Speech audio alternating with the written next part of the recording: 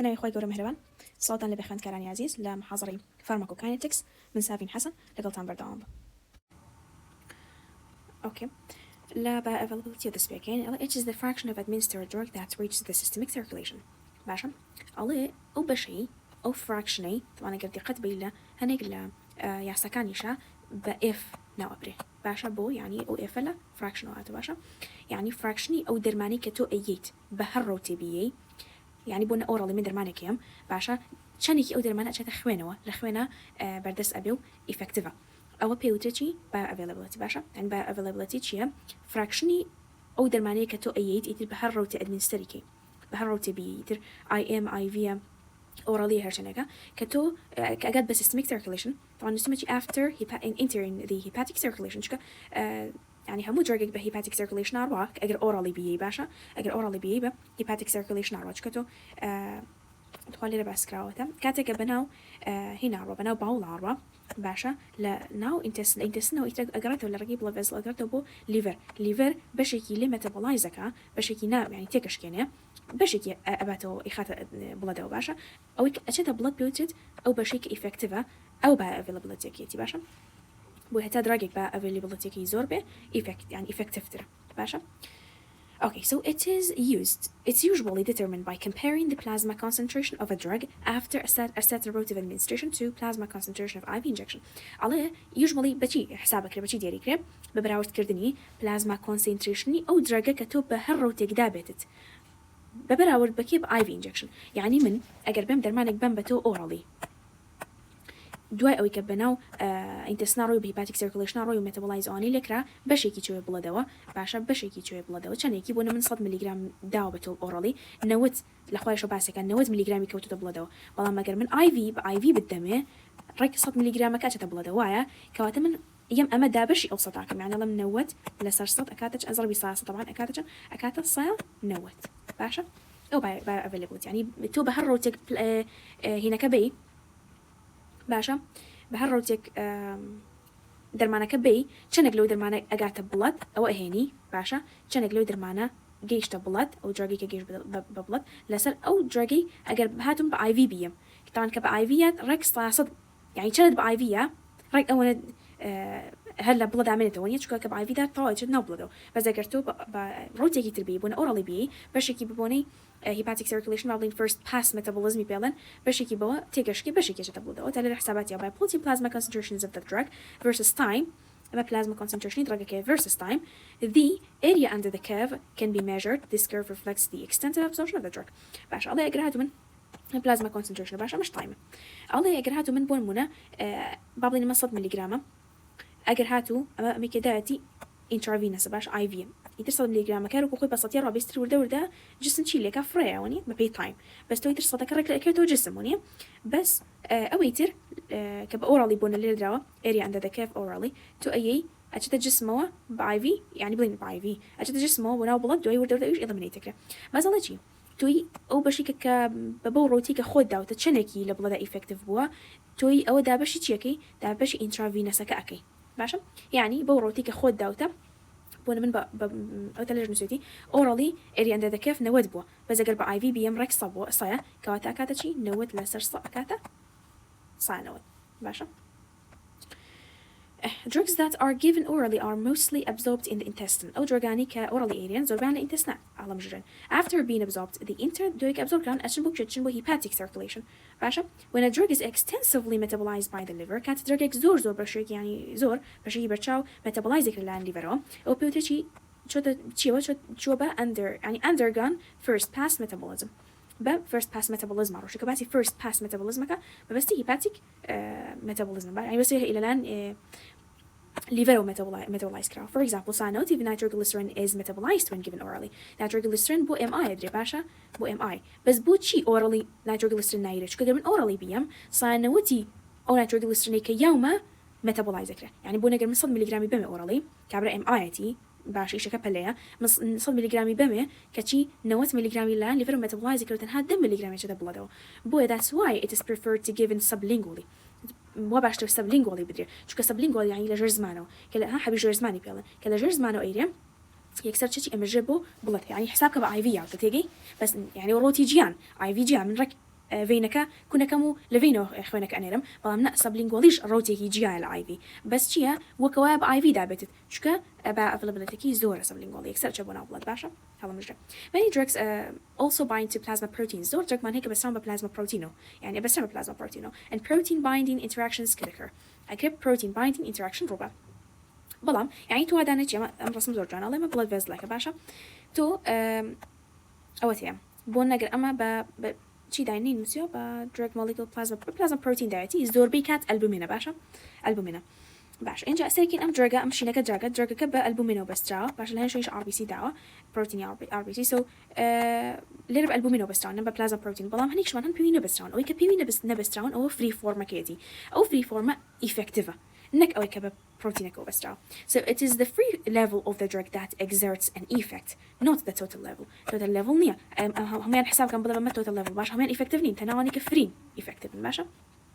هذا كاتك باسي drug interaction again the drug affected by the interaction أما دستواجي pharmacology بكارين باشا هذا أو drug affected by the interaction is called the object drug or class 1 drug وأو drug أبيته هو interaction يعني أو drug interaction أجورة is called the precipitant drug يعني class 2 drug أما كل شيء وابو نقدر من دو drug مهبة باشا دو drug مهبة طبعا object drug precipitant drug نايبراو باشا object drug precipitant drug نايبراو باشا بويا من يبتشيكم بعمزياكم اوكي object drug مهلقو precipitant drug اما object drug هاتو بتشي وستراو ببلازما بروتينيكو بستراو باشا للاكي ترمن precipitant drug مهيا ام بريسيب يعني بون منا اما قصك لك يوا من ام جاغم ياو سرتابا بيشنتك باش ام جاغم ياو ام جاغا با بروتينو بسترا بلازما بروتينو بسترا باشا طبعا باش يكوكو ايرا باش يكيبي بسترا باش يكفي فورم بلام دواتريم اگر هاتو من دراجي كي ترميا بي كبيوتر بريسيبيتنت دراج يعني كلاس 2 دراج اهم دراجي تشيكا يا بون دروسكا لكل ام بلازما بروتينيا باشا باوا دانين قصك اوايا يت بيرو بستريا وشيبي بلازما بروتينك اغور بويك كيكي أمك يعني أمي ليه بيته باشا يعني أمل بلازما بروتينك أبيته أم درجة أشيته فري فورمو باشا تيجي اسمها drug interaction أشيته فري فورمو أكير toxicity دروسكا باشا نجالي الله جي الله when a patient is taking one of the object drugs adding on the precipitant drug طبعا precipitant يعني اشتكي سريع كر اشتكي خير يعني اشتكي تبورو جنة تيجي so the precipitant drug will temporarily lead to higher free levels ونوعي كلا سلو باسم كر بيبي بس جواكا object drug كي ليبتوا object drug كي ليبوا أجد plasma أجد free form باشا high free levels of the object drug and therefore higher risk of toxicity زياكا جامش هنيك هني خوين ياتي وارفرين طبعا لاني صايدات وزوجرين بيت أما ما نبزاني نك أم صال باشا بموانية بيته وبموانية بس أكري بيته باشا بونه وارفرين object drug كمان وارفرين به precipitant drug كاني كمان أسبرين وفينيتون وسلفوناميد باشا أجر تولبيوتاميد بسلفوناميد وأسبرين precipitant drug يعني شي من أجر وارفارين مياه أبي أقداري أم درجانة بم بزانم شون أيام بنخوشك يعني يوم زانم شون أيام نيش alternative بوعنها بيشتكي تيام بملاجاتي تيجي يعني كوارفارين دي أبي أقداري precipitant drug بي شك precipitant drug واقع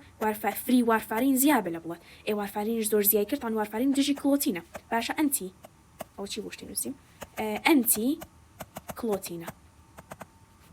أنتي كلوتين يعني نالا كلوتين جوز به سو أجر فري فورمي وارفارين زي كلام حالتي كم سلفونا ما يدم ياب بي بون منا أجر فري فورم زي كير كذا كرتوشي توكسيسيتي به أجر توشي يعني مثلا توكسيسيتي فري فورمي درجة كلا بلازما كونسنتريشن كي زور زياكا أجر توشي لوت بجام بيانشتي خرابتر بون منا يعني خويني بأحساني ناوستيتو باشا أوش أوانا so what's a compartments other plasma compartment drugs that are hydro طبعا أما تشيا أما إسباسيكين باشا أما hydrophilic نسيبوا لهم حاضر بس تبي يقولون بو hydrophobic إسباسيكين بو بس plasma compartment البوك أنا بجارب بينه والسر لينا باسيكال drugs with low molecular باشا drugs with low molecular weight and high lipophilicity can move out of the capillaries through slit junctions and can cross lipid membranes into the cells ألين إما باشا هني كابيلاري كان طبعا يقليرن لشي لا simple squamous epithelium right باش يعني تشين يعني سيلن وعيا ريزق لسلمان هي اوكي اولي كبروا جالم بيننا ما زور نزيكن ليكو بس من هاكردوم لين بيننا شي مان هي سلت جنكشن ماني باشا جنكشن ماني ألم بيننا همو دراجك ناتوانا بين بيني عبروا باشا يعني بابا نوعي كتبي لهم همو دراجك بناو سيل ممبرين ودوات الباس نابي بغيره كم دراجانا بسيل ممبرين كتي أبرن يعني تيجي بيعروا طبعا سيل ممبرين شيا لبدا واسو الأواني لايبوفيليكن بسيل ممبرين عرون واللي تي أبرن يتر بعين بضلي خوان بلابنو باشا لايبوفيليكا كانوا بتابت عنيكا هاي لايبوفيليسيتي يعني هي واللو موليكولار ويت يعني موليكولار ويت كشان كما أو أنا هم بسيل ممبرين عرون باشا يعني بالليبيد كروسي الليبيد ممبرين كان ياخد أتوان نمس الجنكشن شابرون باشا بلام أنا لما تيجيشتين وابو سو ما لبركنين هاتن هات تيجيشتنا so drugs with low molecular weight and high lipophilicity بكيو عروا أتواني كروسي يعني ببلين بسل جنكشن كا برو كروسي الليبيد ممبرين كشكا بويتر بضلي خوي بلابيتو باشا بضلي خوي فيوجن كا so أما بيالله شي total body water يعني بأتشنا همو water كي جسمه همو فلودا كان البلازما منه الانترستيشال فود اكريبشن انترسيلر فود بوجوره شو كسل ممبرين برا ماشي إنجا يباسي دوين دو نوعية ما بقول بلازما كومبارتمنت طبعا ما كومبارتمنت إن إما زين بلازما كومبارتمنت توي ناو بلادك يا واه لبلادي تدرو أشيت انترستيشال فود أكريب أشيت الناو سيلكش بيجي intracellular fluid باشا ما نازين so plasma compartment are drugs that are hydrophobic and bind extensively to plasma proteins باشا or have high molecular weight, are too large in the size to move through the slit junctions of the blood capillaries, are trapped inside the plasma compartment. Allah, هنيك drug man هي كتشين hydrophobic and بوتشيله hydrophobic and يكسر لغلي and bind extensively to plasma proteins. شكا عادة زوربي أو drugاني كhydrophobic إما زي ناو بلد يعني كلين plasma زوربي وايا بلان بروتين شمان هيت يعبونه البومين اگر درجك من هبه رقي لم آوية هيدروفوبيكا يد بكيو بستر ببروتين بلازما بروتين كو بستر بوله hydrophobic and bind extensively to plasma proteins بلام الهمان كاتها اكرد درج من هبه هيدروفيليك به وببلازما بروتين شو ببستر بلام زوري اواني extensively يعني تربطون ديو بزوري وبقرسي ببلازما بروتين وبسترين كين هيدروفوبيكن اوان رقيان لآوا كينو بلازما ناتشار ببلازما بروتين ونسن اوكي بويل هاجريجل hydrophobica يكسر and bind extensively to the plasma proteins يانيش have high molecular weight كأونا molecular weight يعني زورة جوري أونا جورن ناتوان بس للجنكشن كان برون يعني أما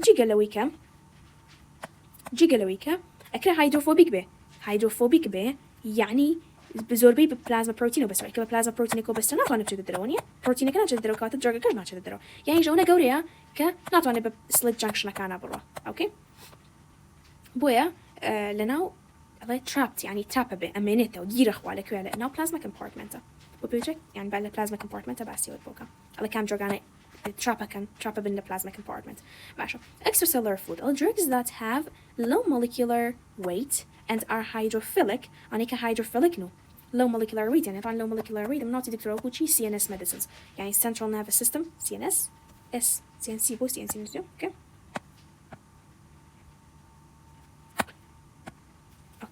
CNS medicine أنيكا central nervous system يعني أو بكاريم medicine كاني وإذا low molecular weight so لو درجانيكا low molecular weight وhydrophilic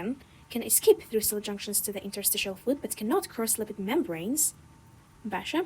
and intercell because of their lipophilicity باش من أجر درجة كم بويا كتم بس يبقى extracellular أو درجانيكا extracellular يعني شيء interstitial fluid interstitial مازورن إذا ترش نيو إذا تلي عترابا كمان آنن ك إيرتي بارينن بس ناتوان بيننا وسالكوا كمان بلازما بلادكتي أبارن بس ناتوان بيننا وسالكوا باش بلادكتي أبارن جاري بيجو باش تكتبهم ناتوان بيننا وسالكوا يعني ناتوان لبدي إيرتي أبارن كواتا أوانا لايبوفوبيكن واتا هيدروفيليك يعني شي لايبوفوبيك باشا هيدروفيليك حازين لا أورقين للليبيد ناتوان بالليبيدا كابرون باشا سو هيدروفيليك باش أي باش هيدروفيليك شون كابيلاري كي بريوا هيدروفيليك بماشي ناتواني بأمثلاني إيرا شابروا ناتواني كواتا بس ليت جنكشن عروا سؤال ألا أني كلو molecular weight نو هيدروفيليكن بس ليت جنكشن كان أرون بلام عشان interstitial fluid بلام ناتون بسنا ناوسلا كانوا باشا يتلوش تيجيشتي مش ما باسكر ينوصل first order kinetics and zero order kinetics باشا إما لا zero elimination باش طبعا لجي سيكر دي قد بيلا first order and zero order kinetics بزير elimination قاعد kinetics اما pharmacokinetic pharmacokinetic يعني جسم شي بس الدرجة كاهنة يعني أدمي pharmacokinetic بأدمي بيرنا جدا sorry بأدمي admin no yes absorption administration جي oh no yes absorption distribution metabolism excretion so excretion بشكل pharmacokinetic ويلا first order kinetics يعني first order elimination ما بالذات نلسته باش first order zero order and first order elimination طبعا بيش همشتك بتشي بزين كمان باشا بوي تشسب بلا مشتا first order elimination first يعني درجيك كي درجيك first order elimination زو باشا بو يعني كم ترتوش toxicity بلا first order elimination وزور بيت درجة كانيش first order kinetic باشا باباسيكين see zero order elimination عليه zero order elimination عليه the same amount of drug is eliminated per unit of time أو نوعنا زوجرينجن amount to proportion باشا لا zero order عليه همان amount drug فرق قدرت تدرى ولا جسم per unit of time يعني بون من لساعات هي كما 2 ملغ فريدرا لساعات دوما هر 2 ملغ فريدرا لساعات سيمشا هر 2 ملغ فريدرا 2 ملغ باماونت بود باسكا على بيجي ودانا بلازما concentration من حق مني لساعات هي كما من 2 ملغ فريدرا لساعات دوما حق مني بلازما concentration بو بچن من هر 2 ملغ فريم لساعات سيم حق مني بلازما concentration من هر 2 ملغ فريم على regardless بيجي ودانا بلازما concentration of the drug the rate of elimination is constant او gringa rate elimination is constant لا zero order elimination بونمنا دول ملغرام are eliminated per unit of time amount بيداوي amount يا اكسلنت اما zero order elimination high risk of toxicity و side effect باشا بلام first order elimination باشا first order elimination the same proportion of the drug is eliminated per unit of time this leads to the variable amount eliminated based on the plasma concentration اما بويا ببي بلازما كونسنتريشن بري او دراجي كلا بلازما امانيتا يعني بري او دراجي كفريد عفوا بري او دراجي كفريدم ببي بلازما كونسنتريشن كي يعني جو بلازما كونسنتريشن دم so as the concentration drops حتى concentration بلازما كم كا elimination يش فريدان دراجي كش كم كا بون منا صادو كباسي ريجي كرت ها proportion ريجا كباسي كل إكسام first order elimination مادام بريجي إيش لقوا كردم كواته جويا وبتشي جوي بلازما concentration داو so صادوي of the available drug is eliminated per unit of time بون منا أم ريجا شتكي أوي يعني أقليته بيا ليشي 200 ملغ لدراجك مياه باش لساعات هي كم صيا دي أم دراجة eliminate كله باشا صيا دي لهر ساعتك أو صيا دي باش كواتم من لساعات هي كم صيا دي أو هنا شيء بيضا أو 200 ملغ يعني كان 20 ملغ eliminate كله باش لساعات يدوم كبس ملغ eliminate كله كان يمايوا دو ساكسو هشتاي معي وايا صوشتا ملغرام مهيزة ديم صادو ديسان صادو او دو صوشتا دركم صاد عفوا صاد او كاتشن دو شنكا هجدا كاب زمانه هجدا ملغرام او زماناكا هجدا ملغرام eliminate كرت باشا لساعاتي سيما كهجدا ملغرام eliminate كرت صوشتا هجدا اللي برا شنكا ريجك كاليرا ديسان ديم ببي او صادي تركم كمو اگر دي قد بي من ببيك بلازما concentration elimination يشم كرت وابو هتاوكو بلازما concentration يش كمي كرت اسم بلازما concentration صهاش دابو بلازما concentration بكم جار بدو صدبو من 20 ملغ eliminate كر دوای بلازما concentration كمي كر بو صهاش تا elimination كشم كمي كر لبيستو بو هجدا وردش كمكا هتا بلازما concentration دابزه كاتب ببي بلازما concentration elimination بغوري ببي plasma concentration elimination جورها يعني أو first order elimination يعني من با proportion إيش مكرر بريجة نكبة ملغرام يعني بلا من 200 ملغرام ياوا بلا من لساعاتي كما 20 ملغرام فريدا باش 20 ملغرام فريدا لساعاتي دو ما ك 20 ملغرام فريا دو ساكا بو بتشن دو ساكا بو بصو هشتا باش لساعاتي دو مشا هل 20 ملغرام فريم أقل من أوز plasma concentration بو بچن لصوش تا بتشي بتسوشست لساعاتي سيا من هل 20 ملغ فريم حق من plasma concentration شنا لصو شوستو بس صوت البوجورة يدوم باشا يعني كباسي amount كرت بس الرقمية big ويدانا plasma concentration أو zero order elimination بس ك proportion بو ريجا بو أو first order elimination and first order elimination درجة يكا باشا يعني كم ترين side effect وان هي بلا أما نوتي دكتورة paracetamol بولمونا first order elimination وكوشي هنا جوك first order elimination يعني هني كان زيرو يعني بلام زور بيدرك كان first order elimination يعني وكو paracetamol بلام أكيد paracetamol shift قال ل first بو zero order elimination لك overdose toxicity ياخد drug interaction باش أما اللي هالباسي وقعته على a few drugs such as aspirin, ethanol and phenytoin أو أنا قرين زي بيان زانا باشا aspirin و ethanol و phenytoin على أجر هاتو if the doses are very large يعني أجر هاتو overdose بوها داوما نسيما overdose و toxicity و drug interaction أكريه aspirin و ethanol و phenytoin لم كيسانيا shift كان لا first بو zero order elimination نسيما saturation of the elimination capacity يعني شيء elimination قباتة يعني شون واتا rate of elimination أجاد سنورك كلو زيادة ناتوان eliminate كا كاتب أبدا شيء أبدا zero order kinetics أجر هاتو هنقدر ما نعني أجر هاتو overdose toxicity drug interaction ل first أو قرن zero order kinetics باش is the point steady state here steady state is the point at which the amount of drug being administered equals to the amount being eliminated عليه steady state أو point كتيايا أو amount drug كإما administer كين أو amount drug إما إيدين بنخوشك يكسان به equilibrium باشا يكسان به amount eliminate كريه أما يصيرون كينو باشا على reaching the steady state كيجن بس steady state شوار بو بينج زربي half life drug كم طبعا half life جيا half life drug half life drug يعني أو كاتي كمن بيويستما باشا أو كاتي كمن بيويستما بوي كدرug كبدقا بالنيوي concentration صار بنجاي concentration أو كاتي كدرug كجيشت بس صار بنجاي concentration بلين أو مدة 5 ساعات بو يعني أم 5 ساعات half life أو drug باشا إنجا إيه سبعة سكين بوي كرون بيتو يعني بوتشوا بون من لجارية كما طبعا أما هنا كيتي بعوني كينو subtherapeutic range معناه legal therapeutic range legal subtherapeutic legal toxic range واروا legal therapeutic range أما أجل concentration يدرج كبه plasma concentration به أمش multiples of the elimination half life باشا شي معناه من أبد amount يدرج كبه بنخوشكتها أجنب therapeutic يعني أجنب كمي بما subtherapeutic أنا أبتو زيادتي كم بجنب شي therapeutic range باشا يعني أو effective به إنجا therapeutic range طبعا fluctuation باش plasma concentration fluctuation نك على steady state خاتي كرجنية يعني أوانية باشا fluctuation هي أو more average كي ورجيرا باشا إنجا كموزياكا بلام أجرهات وزول لو زيك أشيت شيء أشيت toxic range أو plasma concentration لو زيك طبعا ما therapeutic range هنا drug narrow therapeutic range يعني هني كان زورتر يعني هتاكل therapeutic range drug كزياتر به باشترا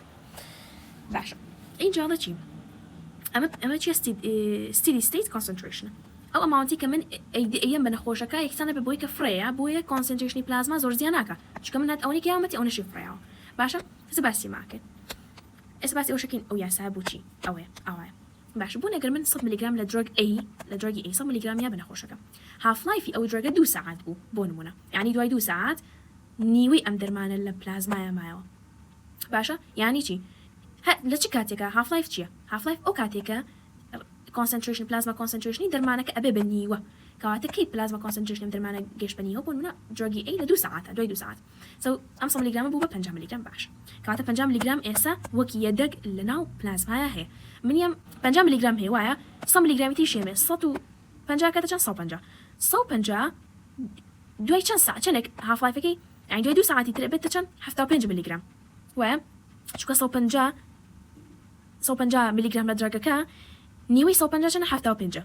يعني دوای 2 ساعات تربو 75 باش 75 هي البلازما يم 100 ملغ تيمه 175 نيوي 175 چند ام 75 هي سايتي شميا بي 175 نيوي كي چند اوانه يعني دوای 2 ساعات تربو باونه باش بو جاري چوارم 100 ملغ تريمه ام 100 ملغ او بيشوتر هردوكي كوكم وكات صوش تحوت وانا نيوي 185 امنه دوای 2 ساعات تر باشا 100 ملغ تريمه ام 100 ملغ لقل اما كوكمون زيكي 2 ساعه باشا دوای كدا باش ديوكم نوسيو صد صو نوسي بوينت اونا دا باش ديوكي نو 6 بوينت اونا كان زيكي 2 ساعه باشا سو اما چنم پنجم جار باش اما حساب كدو صيا باشا ودا بني مدو صيا تقريبا اما صيا عفوا بولم دوسا ودا بنك اما صيا تقريبا ودا نص صيا باشا إيه كات إما سمن دوي elimination كدوي كها دوي 2 ساعات كهاف لايف كي وبتشن بو أنا باش طبعا أم دوانم ككوكر دو بو أنا بوجاري ششم حساب كصد باشا بوجاري ششم 100 ملغ يمه صد أكاد دو صد باش دوكا أكاد وصد باش دوي يم 100 ملغ تيش يمه أم صاي أو صاي كوكروا أكاد دو صد باش دوكا دي سنة وكاد صد بو يمن شنكم دابا نخوشكا أو نش eliminate كرت هاسيك شنكم دابا نخوشكا أو نش eliminate كرت شو قصة دابا نخوشكا صاي معاوا باشا اي خوشي صي هبو كوات الصدي فريعه تيجي چۆن ئێستا مەسەڵیا بە نەخۆشەکە لەگەڵ ئەما کردی 200 بەڵام سەی فڕەیە سەی مایەوە تێگەی هەرچەند سەدی بەمە هەر سەیەمێنێتەوە هەتا ئەوە مەسەی بەمێ هەر سەیەمێنێتەوە تێگەی ئەوم بەستی ئەوەی بۆیە دوای ئەوەستی دیستیدا چەندێکی بەمێ ئەوەنەی فڕەیە کەواتە دوای 5 جار 4 بۆ 5 بۆی 4 بۆ 5 هێنا لێرە زەربی هاف لایفم کرد هاف لایفی درۆگەکە من ئەگەم بەستی دیسید لەو کاتەیە باشە اجت سرچی لودینگ دوز اما طبعا هر یاسا بزنه باش اکرد پرسیل لسر بیتو پی ما به هات بوشو یا اسبی ویای والله باش نازنم لودینگ دوز چیه volume of distribution ضربي plasma concentration لسر bioavailability باشا جا لودینگ دوز چیه لودینگ دوز الله is the first highest dose to reach the plasma concentration of the drug desired plasma concentration of the drug يعني وكل شيء واحد بون طبعا أنا مثلا therapeutic range من أقدر درجة كم بيت تقريبا بقول نقدر ما ساعاتية كم بيبون منه بس نعمل ساعاتية كمان ما بين ساعاتي دوم باشا من دو ساعات بقول منه أقل plasma concentration هي بلين desired plasma concentration يعني بداية therapeutic range من أقل 2 ساعات أم درجة بقابل بس من يوم تشي كم يوم أما normally واعي باشا بقول منه أما درجة A بقول منه normally واعي بس من يوم درجة بعدين هاد درجة A بس باللودين دوز أيام بزياية باشا يعني first highest dose to reach the plasma concentration desired plasma concentration of the drug يعني بوي كمان زو بجنبه desired يعني بزو بجنبه therapeutic range يعني desired plasma concentration يم loading dose يم باشا بوي زو ترب جنبه desired يعني خوازرو desired plasma concentration of the drug نجاوب جا سكتي بيزان باشا جمعت minimum effective concentration يعني الأخبار أمامه يترسب therapeutic range لسرو إيروا maximum toxic concentration toxic range بلان لو بيناتها therapeutic range يعني therapeutic window يعني therapeutic index أو سنوي هم هي جباسي therapeutic window وكا لو بينها باش الله therapeutic index the ratio of the dose that produces toxicity to the dose that produces a clinically desired response الله جي ratio يعني رجي أو دوزية ك toxicity دروسكا بو أو دوزي ك clinically desired response دروسكا ماشي يعني شيء therapeutic window أما ليرة ويتربونا جنب أما ليرة بونمونا عليرة يشتغل therapeutic بس كيش تبغى concentration عليرة كيش تبغى concentration عليرة ون ليرة بيوتشي desired therapeutic effect بلام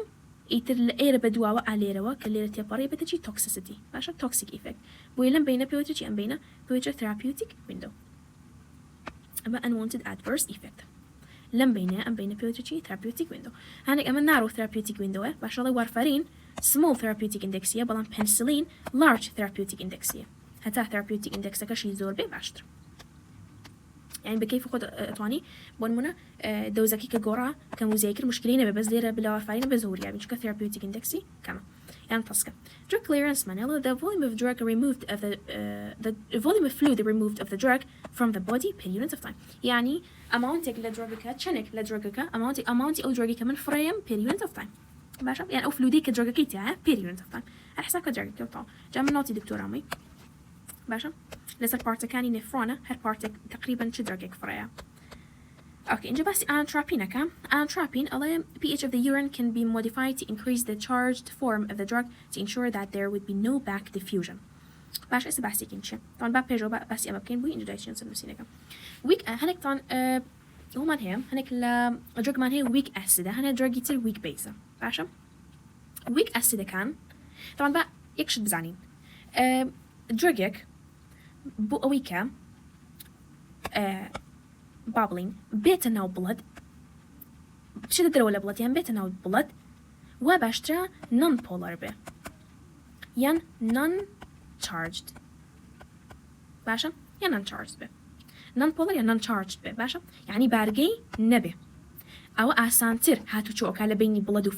interstitial fluid body fluid كانا باشا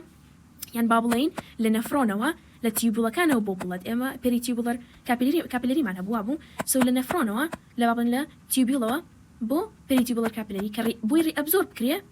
يعني بابلين بوي كري أبزورب نكريه أما أجرما بريتيوبولار كابيلاري بو بلين أما شبيلان بونا أما تيوبولا كابو أما بريتيوبولار كابيلاري كابو باشا أما غير بلاد بو أما تيوبولا كابو بوي كمان درجك اللي لو ريابزورب نكم بوي كونه توشي عين توشي توكسيسيتي نب من فريدن طاوي تلو درجة بوي كوايلكم أم درجة أو نري أبزورب نكري هنا درج زور يبزورب بكري بوي كوان ونري أبزورب نكري من بيستا ليريا ترابيان كم يعني ليريا جيريان ببخم لنا نفرونك على يعني بعضهم تيوب وكا بوي كمان لكن بطريقة وكريبوت ايون ترابين يعني من أو درجة زيادة بشوي ايون هيلموا باشا أو درجة زيادة بشوي ايون هيلموا بوي كنا تواني زور هاتو جوكان نتواني بتري أبزورب كربونها وبلادك باشا بيوت ايون ترابين باش بوي كم من درجة لو شوي بهيلموا لشوي بولاركي أو بيستا من شبكم دسكاري جوراني concentration اتش بكم باشا ما يعسانو سيما ويك أسيد شون لك هلوشة باشا أجرم ويك أسيد كبه اتش اللي اتش بلس يعني بروتونيكو بتا اي ناقص باشا أما أجر ويك بيسا كبه باشا بي اتش بلس ويك بيسا كيا أبتا بي and اتش بلس لك هلوشة بو طبعا ما كان لكي أوه في جوانب يعني دو أعراس بابلي باشا بوي كمان ليه أجر دي قد بي بوي كمان أنا ترابين كم يعني بوي كلا ناو تيبي لك بي الموت ما أبي درجة كبشوي تيبي بوشوي تشارج به باشا تشارجت باشا مالك يلا كاتم من أبي أما رجي أما زياكم رجي أما زيابه هو يعني من ويك أسد كنا مني لو رجيو أم لا كم بكا بوي كري أبزورب نكره بوي زورب كم بمو يترتواو كتشارج بو ريابزورب نكره باشا بوي كا أراستي كارلك بولا برواتش كمان أما زياكم وايا أمان كم باش بوي كمان أراستي كارلك بولا بلا راست برم أبي concentration أما كم concentration إيش كم كردوا أراستي كارلك بولا عروة وايا باشا كمان concentration إيش كي ليش حاولت كمان concentration إيش كم هو أجر هاتو من تشيم آد كرت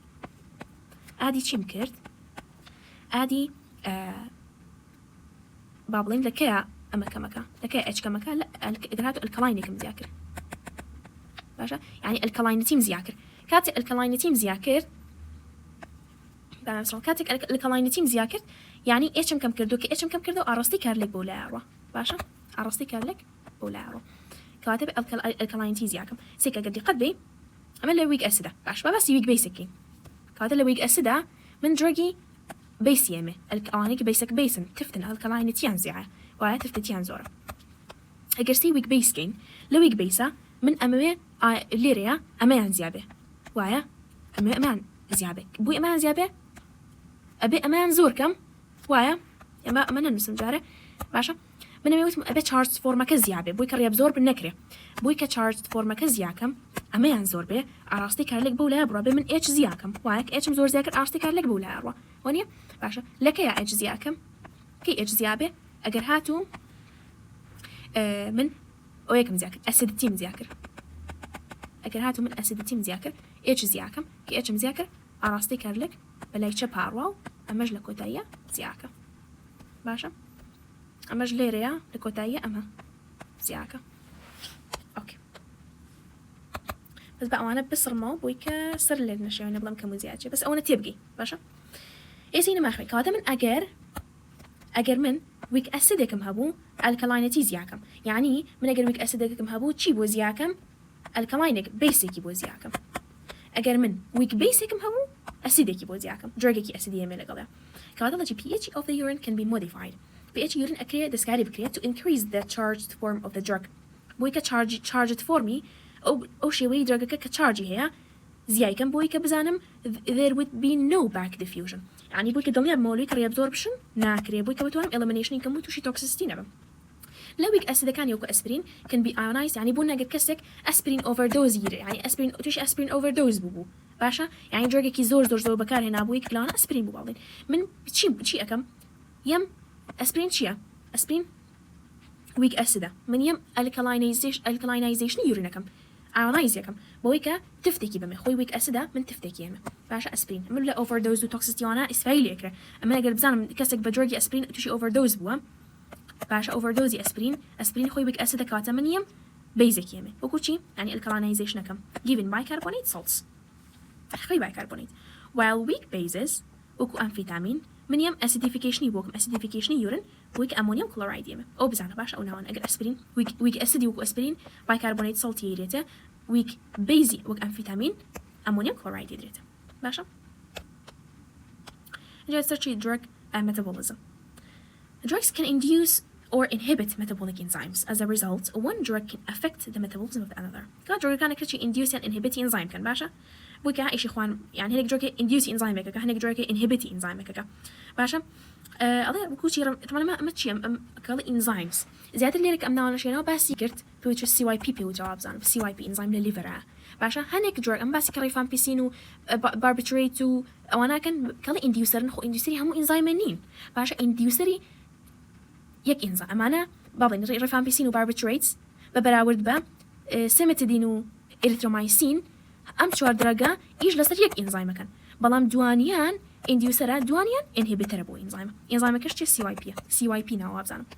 بس يواكا enzymatic activity can also be affected by food or cigarettes enzymatic activity شكل ببي خواردن وسيجارات بقورة جا pharmacokinetic تاو جا بحثي دايما مكاكين